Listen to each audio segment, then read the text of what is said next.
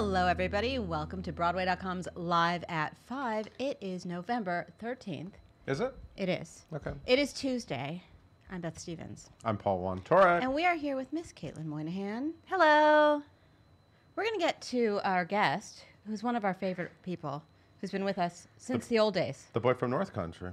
Yeah, the boy from North Country. Marc Kudisch is here. Yes. Yes, thank you. He deserves We love some Mr. Marc applause. Kudisch. Before we get to our top 5, I would like to wish a very happy birthday to the Lion King. Oh. It's 21. Yes. And happy birthday to my son, who is 11. But now our top 5.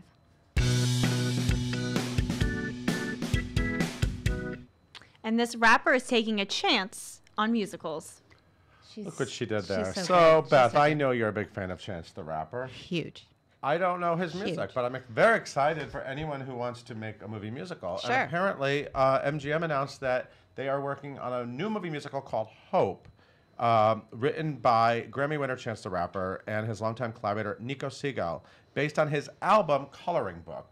Not to be confused with the Barbra Streisand My Coloring Book. I just want to be very clear for the show fans out there. Like me. It's good that you did that. I'm a little skeptical about whether or not this is a real movie musical. Like if they're going to Is sing. that fair? Like, are they really going to sing the story and the emotions, or is this going to be And like... will Barbra Streisand be in it? Now, Just a that would question. be interesting. Apparently, it centers on a tight-knit group of teenagers who band together to turn art into action in the Chicago community. That's all we know about it. And apparently, it's a movie musical. So Hope. we'll see what happens. We'll have hope that it really is. And 3 new people are joining the Emerald City. So it is no longer Wicked Month, though we said it every single day in October, and I hope you remember that. But we have some new cast members joining the Wicked. Nancy Opel, Jamie Jackson, and Nancy Opel. I mean, Take she's breath a there. legend. I mean, Nancy Opel. If you don't know who Nancy Opel is, you should. Amazing. She will be Madame Morrible. Jamie Jackson will join the production as Dr. Dillamond. And they will begin on November 20th. November 20th. Martin Moran and Isabel Keating will leave on November 18th. Also, Jesse The J. new Bach. New- Sorry. It's like I can't even get the words out I'm fast sorry, enough. I'm so Jesse excited. J.B. The new Bach is very Johnson exciting. is taking on the role of Bach, the Bach, The December Munchkin. 11th. He's a Munchkin. Okay, thank you. He Spoiler. replaces Jai Frasca, who will take his final bow on December 9th. Wicked. It's a musical. It's at the Gershwin. You've heard of it. I know it. I know it. And casting is set for this new staging of an old classic. So Rachel Chapkin, she is busy. She's very talented. So let's talk about her. So she did Natasha Pierre in Yes. The Great Comet of 1812. I'll never always remember that year now. Thank you. She also has in the works Lempicka, which was up at Williamstown, Williamstown. which is sort of circling Hovering. for a New York premiere, and Hadestown, which just started. And or the just National about- Theatre at in the London. National In London. which is also hovering for Broadway. It's poised. So she's very talented and very busy and very revolutionary. And now she's taking on Arthur Miller's 1980 play, The American Clock. Do you know this play well, Beth? You know what? I know you're an Arthur Miller fan. You know what? I have the complete works of Arthur Miller by my bedside. Uh-huh. Get it? It's fascinating. You read it Lynn every night? Nottage. I do.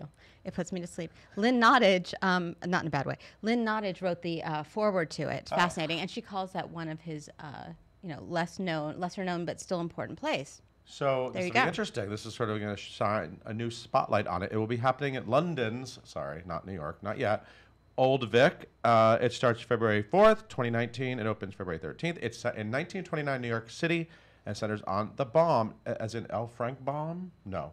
The Baum family, as they navigate the aftermath of an unprecedented financial crisis, which, by the way, really happened in 1920s New York City. This production... It's not a musical, it's a play, it's Arthur Miller, but it will feature a soundtrack fusing 1920s swing and jazz with movement. Oh, I like that. Keep it swinging. I'm into it. And a former vlogger has a new gig. I love when you mention people who are former vloggers. We're talking about Jelani Remy, who when he was in The Lion King, Happy Birthday Lion King, he did, what was it called? The Pride of Broadway. That's correct. He is in a new world premiere. It's called The Apple Boys, a barbershop quartet musical at Here Art Center. It will also star Amanda Ryan Page and Teddy Udane, and the show centers on Johnny Appleseed's grandson. I didn't know he had one, Jack Chapman III, who sets out to save his family apple orchard by enlisting the help of Nathan Handworker, Nathan's Hot Dogs founder. Little history lesson in there. Oh. This is directed by my pal, David Alpert, And it begins on November 30th and opens on December 9th, and features a book by Jonathan Lyons and who also stars, and a score by Ben Bonema. You know, this segue makes no sense, but I'm going to do it anyway. Great. You mentioned hot dogs. And last night I had some pigs in a blanket. Go at on. the opening night of the other Josh Cohen. That was that just reminded me that I saw a tortured segue. It was just No, a go on. natural No, for we all me. want to know. And I just wanted to give a shout out to Steve Rose and David Rosmer and director Hunter Foster. Yeah. The show was fantastic. I had such a great time. Oh, that's great. It was hilarious, unexpectedly kind of touching, and I had a great time, and it was a really fun party. And so I just want to give a little shout out. The guys who were here last They week. were just here, yeah. I had a good time. It was awesome. Thanks for telling us what you ate. And hot dogs, pigs in blanket, all good. And another name has been added to this star-studded upcoming movie. Oh, this one's on me. I don't know much about this one. So Loula Wilson is a young actress. Mm-hmm. She's in that Haunting of Hill House. I'm on episode 2. It's taking me a while, but people like it. She was on Sharp Objects. You're very excited about this. She's spooky. She scares okay, me. you like her. Okay. Anyway, she's joining Julie Taymor's Gloria Steinem biopic, which is called The Glorias: A Life on the Road. And of Which is also course, in who's in book. it? Bette Midler's in it. Julianne Moore. It's going to be a big movie, and we're And very the Broadway excited. connection to this. Huh? The Broadway connection to this is Sarah Rule, the playwright, wrote the script. Right, and there's also an And Julie off-Broadway Taymor, of course. show about Gloria Steinem right Yes, now. that's Gloria, right. That Daryl Roth is producing. Anyway, Christine Lottie it's is playing all, Gloria. this always happens. They suddenly focus on like one topic, and Well, and she wrote a everyone's- memoir, and everybody's excited. Everyone gets very excited. Yeah. So anyway, congratulations, Loula Wilson. Congratulations, Paul Wontorek, for being here. We, Mr. no one, Trevor no, Graydon will take my spot now. no one doesn't like you. We're going to welcome Marc Kudisch now. Caitlin, will you tell us about our guest? Gladly. Guys, we have Marc Kudisch in the studio with us today. He is currently starring in the Public Theater's Girl from the North Country. He earned Tony nominations for his performances in Thoroughly Modern Millie, Chitty Chitty Bang Bang, and 9 to 5. His other Broadway credits include Joseph and the Amazing Technicolor Dreamcoat, Beauty and the Beast, Finding Neverland, and more, because he's been in a lot of stuff. His screen credits include As the World Turns, Billions, Mindhunter, and House of Cards. He's done a whole lot of stuff. Follow him on social media at Marc Kuds, Kuds, and leave all the questions in the comments down below. Please welcome Marc and Beth. Hello, Marc Kuds. Yeah, hi. How are you? How are you doing? Good. I'm just going to say it. I loved Girl from the North Country. Thank you very much. It's not your mother's razzle dazzle musical. Nope. It's more of a play with music, would Yep. you say? I would absolutely say that. It is Featuring- the antithesis of the razzle dazzle. There's no jazz hands in this musical.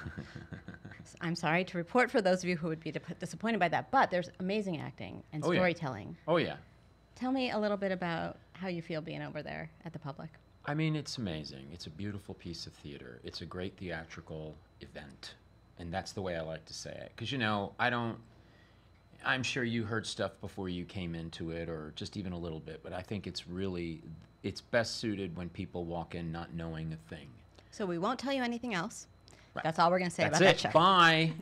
No, Hope you have fun. but what I mean by that is, like, some people have tried to, as we always do, they try to categorize, or they try to put it into a box. It's an and, like, experience. and it's an experience because it's not like anything else that I've ever worked on.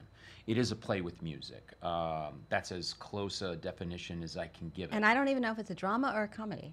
Because No. it's just everything. It's so good. Conor McPherson is an Irish playwright, but this takes place in Duluth. Yeah. And it takes place in the 30s, in 1934, I think. Is that correct? It's 1934. So it's a very in the middle of American Depression. story. Oh, extremely American. I don't It's know the how you- most American play that I've have done in quite a long time. And not to take away, like I did Hand to God a couple of years ago, very Yes, you American did. play. This is so steeped in our own history and our own sort of iconic idealism. It has a little Our Town feeling to it. Yeah. But then there's Bob Dylan, which you know, but these are arrangements you've not heard before. Absolutely not. And what's great about it is this great guy, Simon Hale. He's a wonderful orchestrator. And Connor. Yeah. Who Orchestrated also directed this, it. Who also directed it. He wrote it. He directed it. He's an incredible musician. It's a great story. Like, Dylan's people approached Connor about this. Oh, that's how it went down. That's how it went down. They approached Connor. Initially, I think Connor was sort of surprised by it to find out that Dylan was a fan of his. And they said, we'd love it if you would, adapt something with Bob's music. And I think initially Connor was like, I don't know. I've never done anything like that before. I'm not exactly sure how to do it. They said, look, you have free reign. We will give you every song, every category. And literally the next day they had FedExed a box with like 60 vinyl albums and just all of the music. I hope they insured that box, seriously. I don't know. But I mean, he literally started going through all the material, and as he started to read about Bob and Bob's past and where Bob had been born and lived in Duluth and all of that, I think that was the inspiration for that period of time. I think he felt that, and I believe that the Depression in many ways is very applicable to now and where we are emotionally. I feel like this music actually comments on the emotions of the play. 100%. Well, that's what I mean. Like the piece itself, if you're going to try to categorize it or call it anything, I would say it's very sort of Brecht-Weil in its nature. It is a play that has music.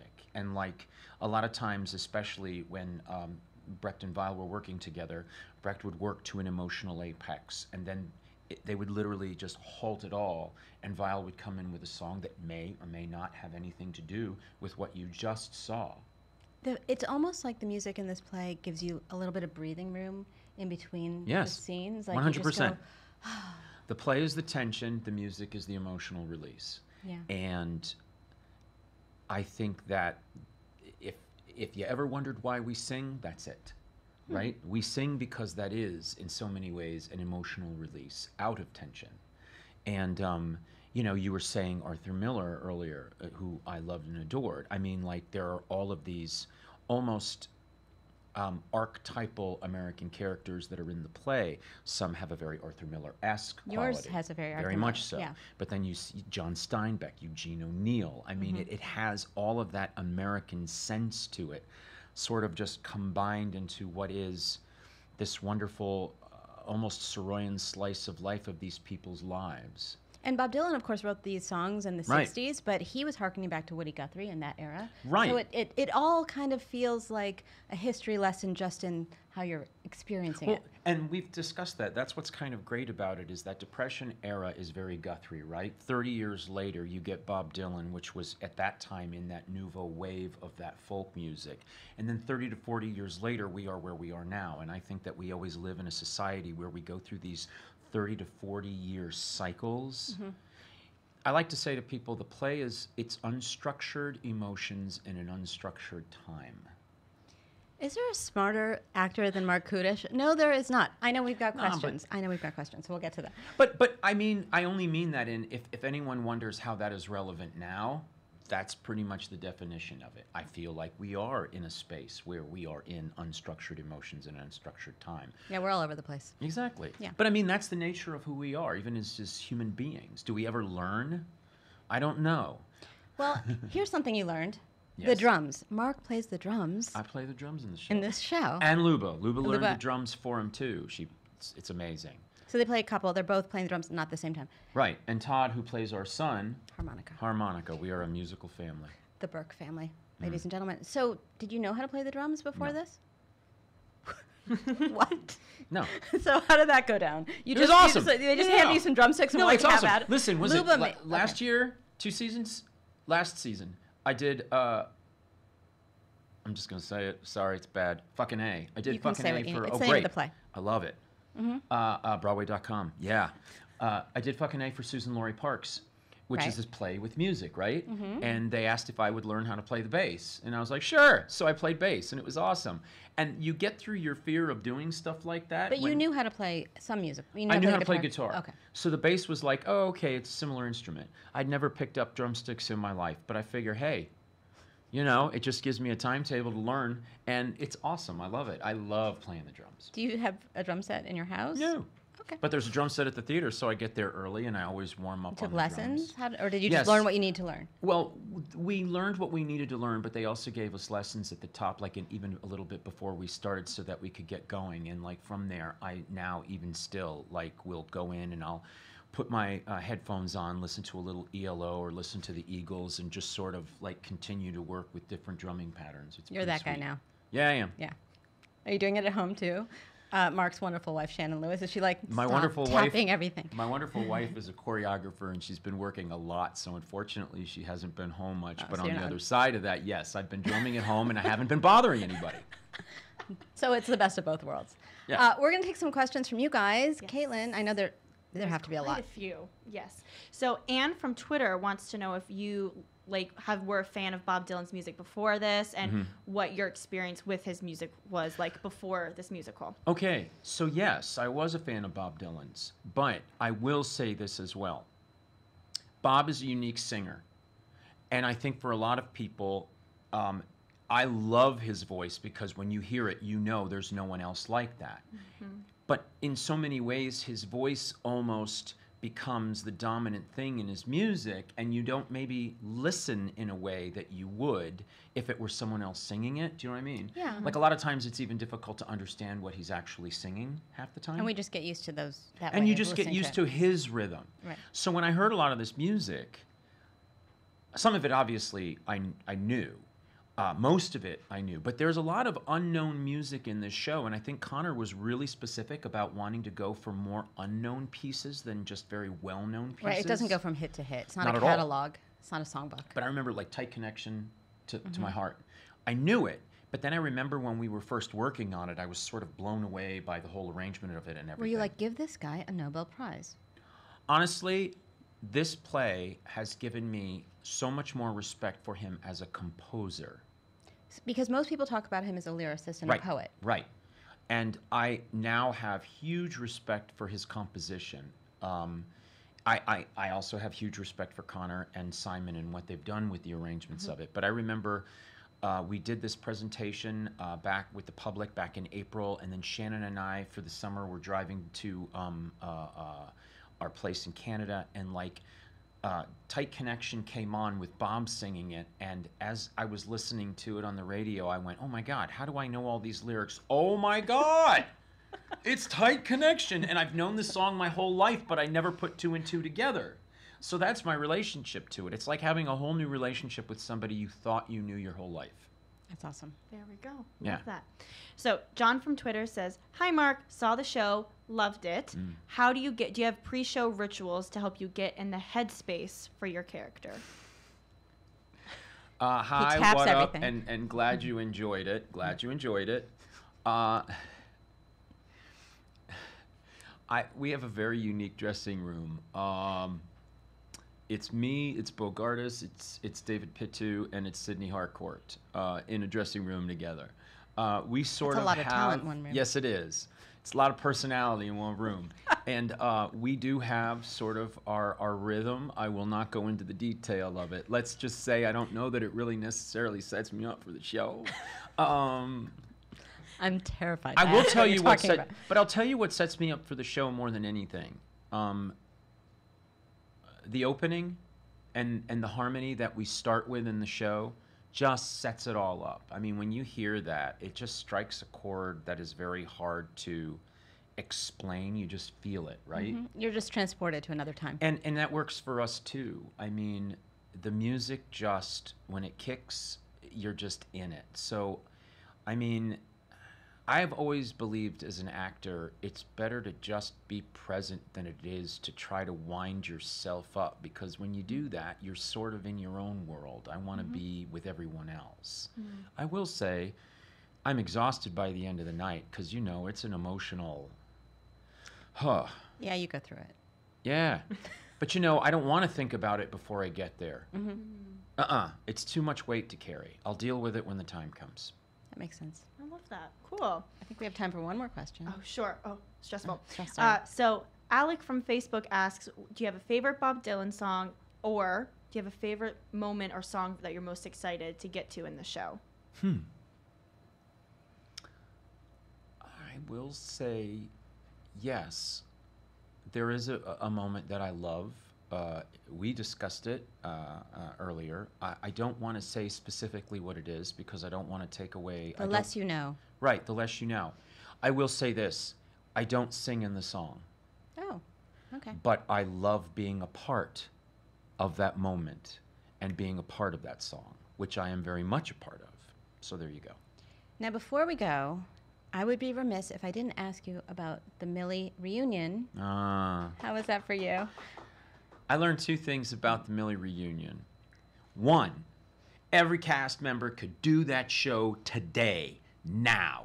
We went out there, and I thought it was some of the best performances some of us had ever given of the show. It was so wonderful to live in that world. To know we could still do that, I was like, wow. 2, I never need to do it again. Ever. And I don't mean that in a bad way. I mean, it's a big responsibility, in my opinion, to do that play with justice. And I was reminded of how hard we worked and how good the material is and exactly how challenging that piece is. By the end of, A Sweet Mystery, I'm Falling in Love with Someone, I was reminded how exhausted I truly was at the end of that number. And I was like, you know what? I did that for about 1.5 years, and I never have to do that again. That's for a younger man than me, you know? But I mean, my gosh, what a wonderful experience. And a great part of it was there were so many, I want to say millennial people that I know that actually came to see the live performance. Who hadn't seen the original show? Who had never seen the original, but they have their own deep relationship with the piece because, obviously so many people have done it over the years. But like for them to have seen what the original intention of the piece was in the original company, it was just really exciting for actors, young actors that I know that literally were like, I finally saw the show that I love so deeply. And that was just... It's one of my favorites. Yeah. You've been in so many shows. Is there a show that you'd want to have another reunion with? It's funny. I've only done one show multiple times, A Little Night Music. And I've done it multiple times because I've only done it in the opera. Oh. So I will say it is the one show that I would love to do again at some point, only because I've had these short spurts of living with it. I just feel like when you've done something, you've kind of done it. I mean, that's what I meant by Millie. It was great for one night, but would I want to do it again in a run? No. But if there is a reunion concert of the Wild Party, I will be there. Oh, yeah. I mean, I would love that. I think it would be really exciting to do that. If I were to do, let's put it this way. If they were to do a revival of the Wild Party, I could see myself playing Burrs now. I could see that too. But, it's one of those things when you build something, I always think, let other people do it, man. Yeah. I'd love to see other people's point of view. I did my job. The joy of what we do, the greatest joy, I think, as actors, is building something that people can do for eternity and continue to find fresh expression in. I love that. Mark, thanks for coming by. Oh, sure. Guys, go see Girl from the North Country if you can get a ticket. If you can get a ticket. Good luck with that. It's at the Public Theater through. We're there till December 23rd. So try. Stand in that waiting line and give it a shot. It's worth it, I promise. Go in bad weather. You never know. And maybe it'll have a future. Who knows? Caitlin, will you take us out?